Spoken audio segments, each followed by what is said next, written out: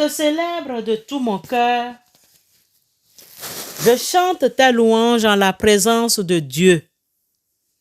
Je me prosterne dans ton saint temple et je célèbre ton nom à cause de ta bonté et de ta fidélité, car ta renommée s'est accrue par l'accomplissement de tes promesses. Le jour où je t'ai invoqué, tu m'as exaucé, tu m'as rassuré, tu as fortifié mon âme. Amen. Bien-aimés, à travers ces mots du psaume 138, versets 1 à 3, recevez nos salutations cordiales en Christ Jésus. Prions Dieu. Éternel Dieu, nous te remercions pour ce matin et ce jour que tu nous donnes gratuitement. Nous te remercions pour la précieuse vie que tu nous donnes, pour nos foyers et nos amis, pour le travail et le repos. Pour toute aide, nous te sommes reconnaissants. Que ta volonté soit faite sur nous ce jour. Viens-nous en secours. Au nom de Jésus, nous te prions. Amen.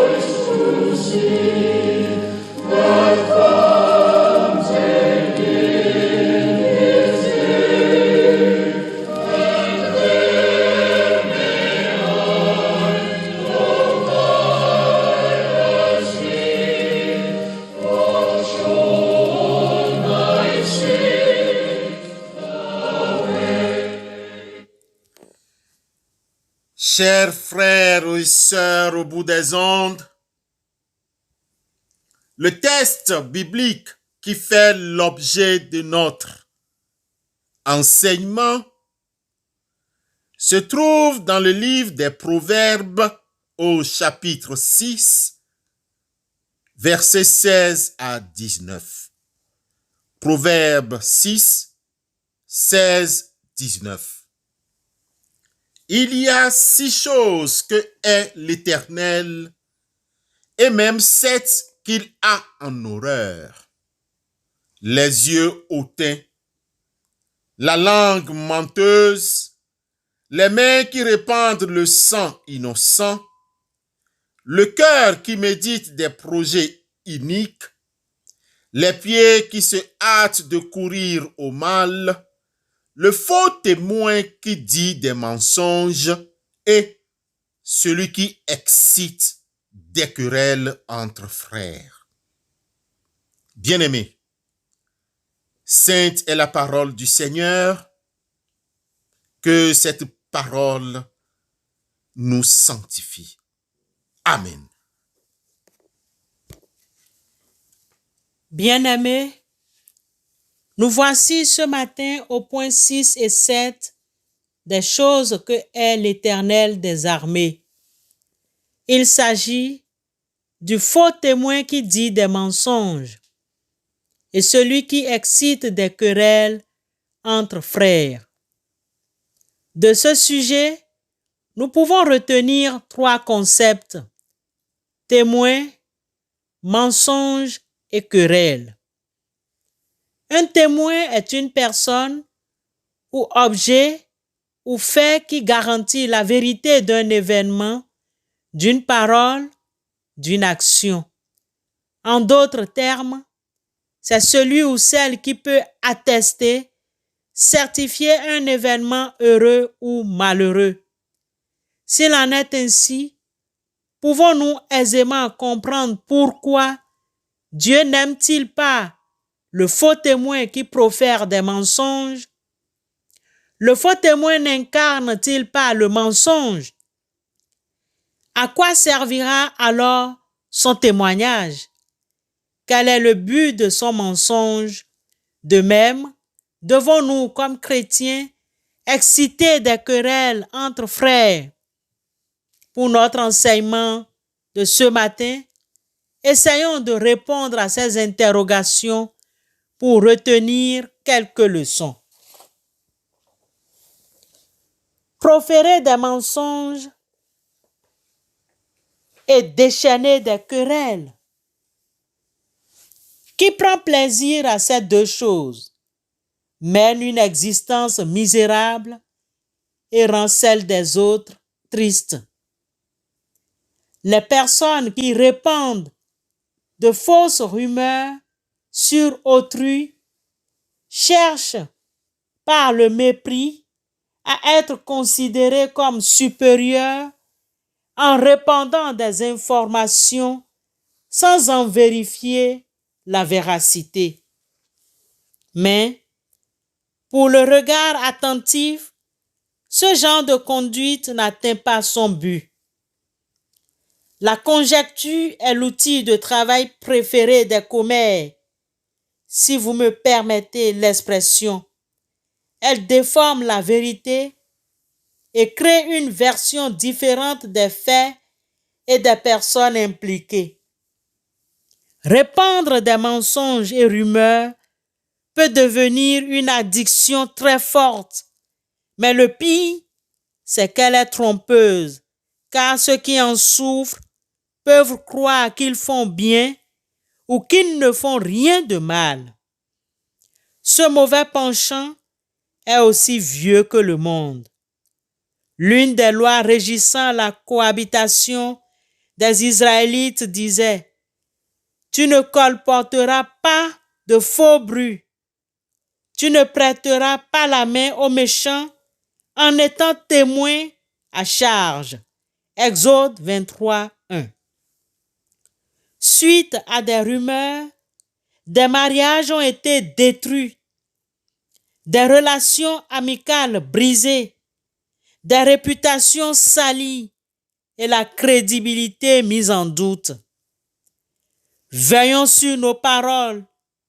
Si notre imagination est à ce point fructueuse que nous ne pouvons nous empêcher d'ajouter des détails à un incident, alors nous tombons dans les filets de Satan et les conséquences seront fatales.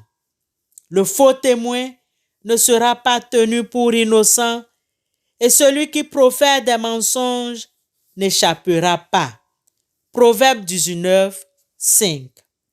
Bien-aimés, selon nos lèvres, quand ce que nous sommes sur le point de dire ne reflète pas la vérité. Selon nos lèvres, quand ce que nous sommes sur le point de dire ne reflète pas la vérité. Cultivons l'habitude de dire du bien des autres et nous y parviendrons une fois que nous aurons connecté notre esprit à l'esprit de l'Éternel. Les motifs sanctifiés et les bonnes intentions viennent d'un esprit et d'un cœur touchés par l'Esprit Saint. Bien-aimés, souvenons-nous, mieux vaut le pauvre qui marche dans son intégrité que l'homme aux lèvres perverses et qui est un insensé. Proverbe 19, 1. Est le mensonge comme ton Seigneur. Que tes lèvres prononcent toujours des paroles vraies, source de vie, partout où tu iras. Amen.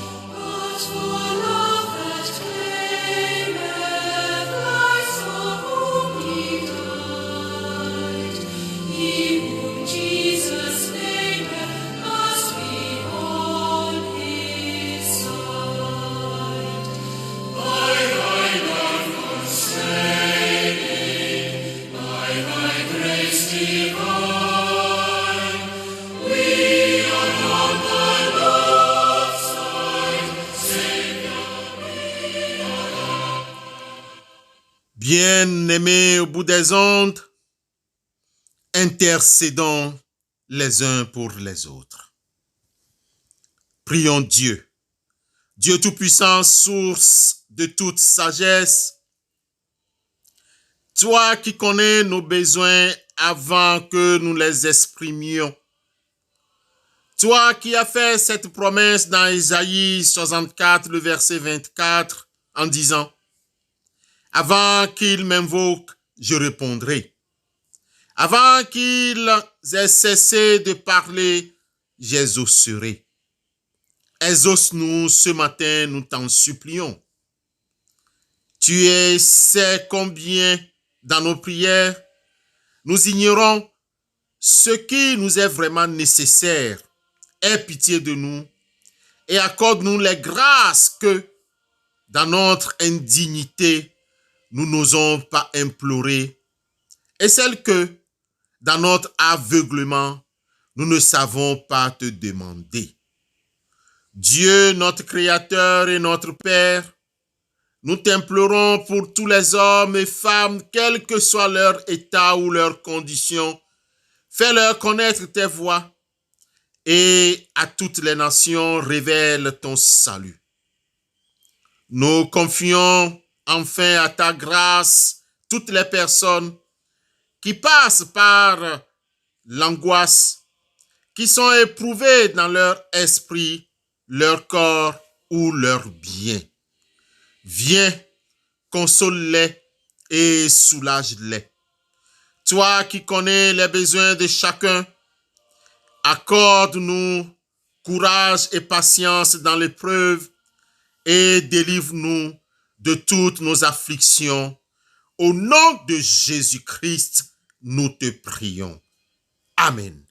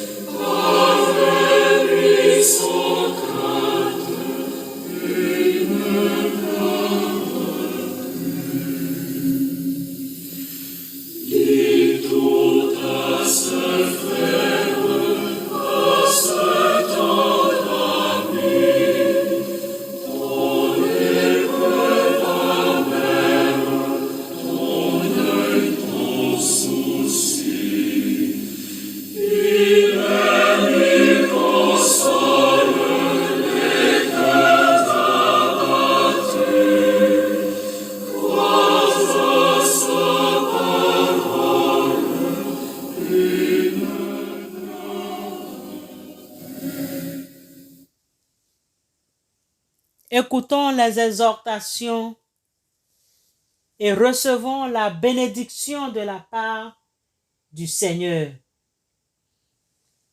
Proférer des mensonges et déchaîner les querelles.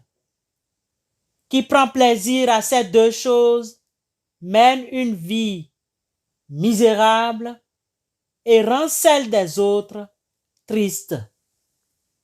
Seigneur, comble-nous de ta grâce et de ton Esprit Saint.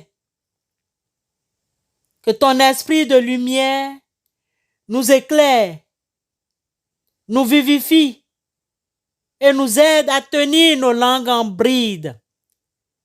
Et que la bénédiction du Dieu trois fois saint, le Père, le Fils et le Saint-Esprit demeure sur chacun de nous, maintenant et dans les siècles des siècles. Amen. Excellente journée à vous sous le regard du Dieu Tout-Puissant.